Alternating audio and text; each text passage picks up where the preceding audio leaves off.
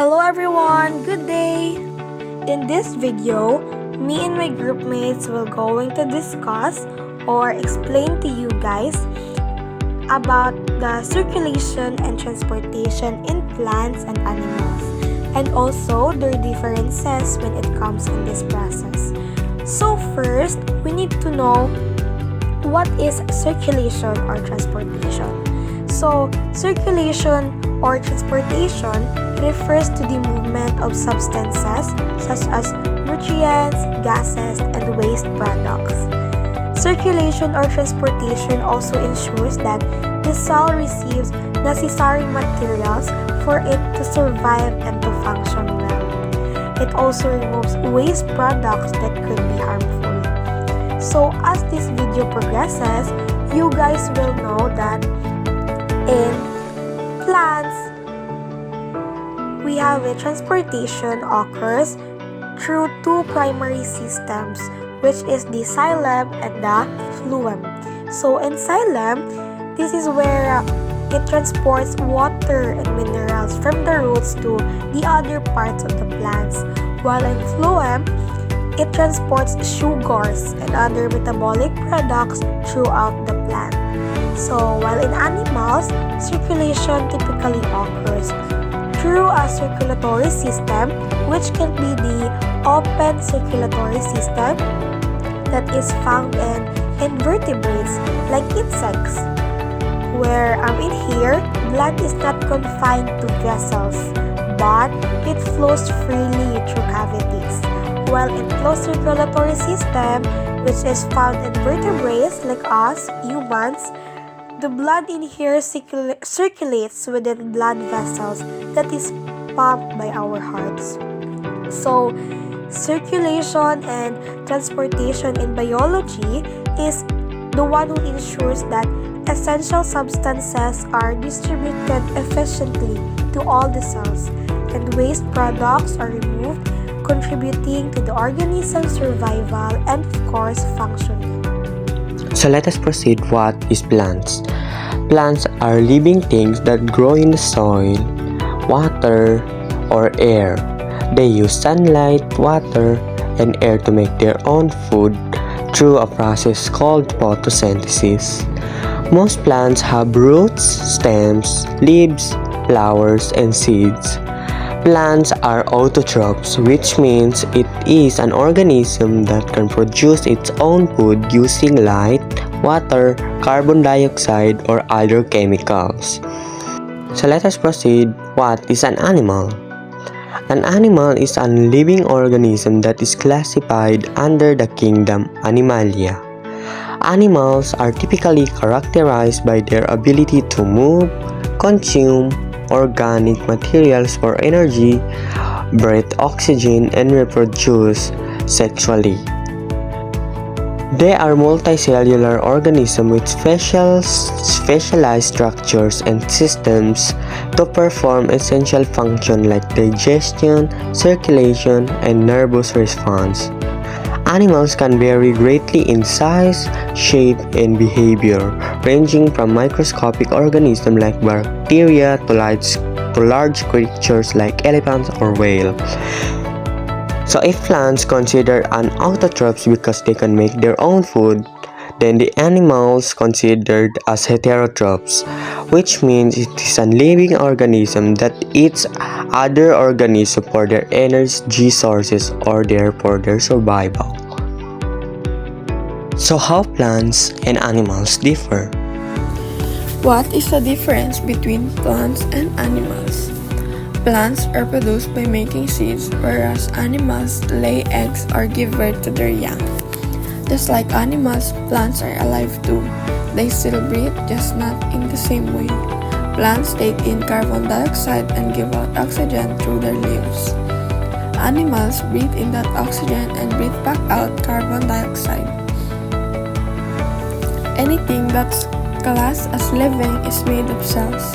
They are the building blocks that lay the foundations for all living things. Animals have millions of them and humans have trillions. Cells and different parts of them have many altering jobs. Some allow plants and animals to absorb the nutrients they need. Some help to transform those nutrients into fuel that the host can use for energy, and others help animals and plants with things like getting rid of harming toxins or for healing. A major difference between plants and animals is that plants are not mobile and animals are. Plants are, as a general rule, rooted where they are apart from exceptions such as bryophytes, and even then they still can't move on their own. Most animals are able to move, at least somewhat freely. This is because animals hold a specialized protein which plants don't have that simulates movement in the body. So how transportation occurs in plants? Plants are remarkable living organisms that relies on an intricate system to transport water, nutrients, and food throughout their structures. This system, known as the vascular system, which includes two main components, the xylem and the phloem. These two types of tissues work together to keep the plant healthy, allowing it to grow, develop, and survive. So what is the xylem? The xylem is responsible for moving water and minerals from the roots to the rest of the plant. Made up of specialized tubes, the xylem is primarily composed of dead cells that form a strong and supportive structures within the plant. Water and minerals are absorbed by the roots from the soil and then transported upwards through the xylem to the leaves and other parts of the plant. This process is called by transpiration, in which water evaporates from the leaves, pulling more water up from the roots. The xylem role is essential for a plant's hydration and nutrient supply, ensuring that it has the necessary resource for growth. So on the other hand, which is the phloem. The phloem is responsible for transporting the food of that plant produces through a process called photosynthesis. The plant's leaves create sugars and other nutrients, which are then moved through the phloem to different parts of the plants, including the roots, stems, and flowers. Unlike the xylem, which only moves water upwards, the phloem moves food in both directions, ensuring that all parts of the plant receive the energy they need to grow, repair, and reproduce. Made up of living cells, phloem is also involved in helping the plants respond to stress or disease by moving signals that activate the plant's defense mechanism. Together, the xylem and phloem form a vital vascular system in plant. The xylem delivers the water and minerals necessarily for growth, while the phloem ensures that the all plant's food reaches all areas of the plant, providing the energy needed for survival. Circulation in animals is a process by which nutrients, gases like oxygen and carbon dioxide, hormones, and waste products are transported throughout the body. The circulatory system is crucial for maintaining homeostasis and ensuring that all cells in the body receive what they need to function properly.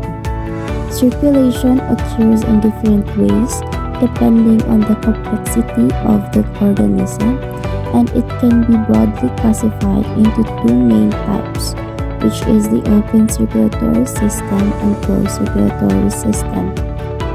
The open circulatory system, it is found in many invertebrates like insects, crabs, lobsters, and etc.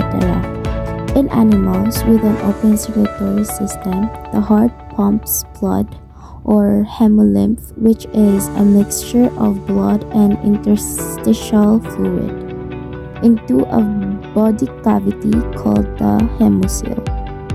Here, the blood flows freely around organs and tissues rather than through confined blood vessels. The process: the heart pumps hemolymph into large vessels, which then empty into the hemocoel. The hemolymph passes the organs directly, allowing the exchange of gases, nutrients, and waste products between the hemolymph and the cells. After circulating, the hemolymph is reabsorbed back into the heart through openings called ostia. And in the closed circulatory system, it is found in vertebrates like mammals, birds, reptiles, and some invertebrates like earthworms and octopuses, and many more.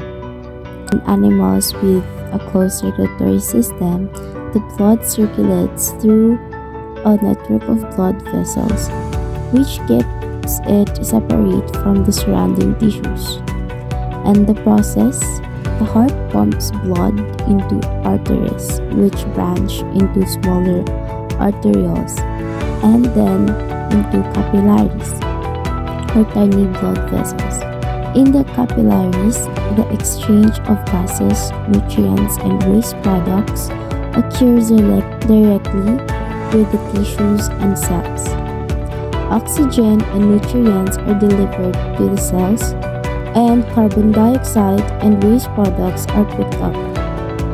The blood then flows back into venules, which converge into veins, eventually returning the blood to the heart.